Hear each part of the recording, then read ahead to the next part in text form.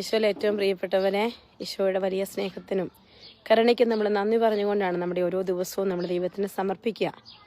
ഇന്ന് കർത്താവിൻ്റെ വചനം സങ്കീർത്തനം 103 അധ്യായം 7 വചനത്തിൽ പ്രകാരം പറയുകയാണ്. അവിടുന്ന് തൻ്റെ വഴികൾ മോശയ്ക്കും തൻ്റെ പ്രവൃത്തികൾ ഇസ്രായേൽ ജനത്തിനും വെളിപ്പെടുത്തി. ദൈവത്തിൻ്റെ വഴികൾ തിരിച്ചറിയാൻ സാധിച്ചത് മോശയ്ക്കാണ്.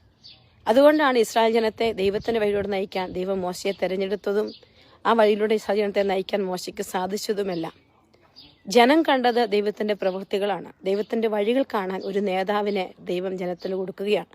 പ്രിയപ്പെട്ടവരെ, നമ്മളിന്ന് കർത്താവിനോട് പ്രാർത്ഥിക്കണം, ഈശോയെ ഈ സമൂഹത്തെ, ഈ ദേശത്തെ, ഈ കുടുംബത്തെ നയിക്കാൻ ദൈവത്തിൻ്റെ വഴികൾ തിരിച്ചറിയുന്ന ഒരു നേതൃത്വത്തിൻ്റെ കൃപ ഞങ്ങൾക്ക് നൽകണമേ. കർത്താവെ, നിന്റെ പ്രവൃത്തികൾ കാണുന്ന വലിയൊരു ജനത്തെ നീ ഞങ്ങൾക്കായി ഒരുക്കണമേ എന്ന് ദൈവരാജ്യ വേല ചെയ്യുന്ന ഞങ്ങളുടെ പ്രിയപ്പെട്ട സമൂഹത്തോടും സഹോദരങ്ങളോടും ഒക്കെ പറയാനുള്ള ഒരു വചനമാണിത്.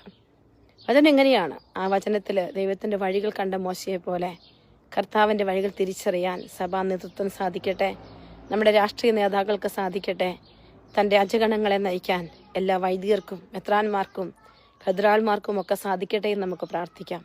നമ്മുടെ കർത്താവിൻ്റെ വഴികൾ തിരിച്ചറിയുന്ന ഒരു പരിശുദ്ധനായ പാപ്പായ ഈ കാലഘട്ടത്തിൽ സ്വർഗം നമുക്ക് നൽകട്ടെ. ആ പാപ്പായിലൂടെ ദൈവത്തിൻ്റെ പ്രവൃത്തികൾ ജനം കാണട്ടെ എന്ന് ഈ വചനത്തിലൂടെ നമുക്ക് ദൈവത്തോട് പ്രാർത്ഥിക്കാം. ഈശോ നമ്മളെല്ലാവരെയും സമൃദ്ധമായി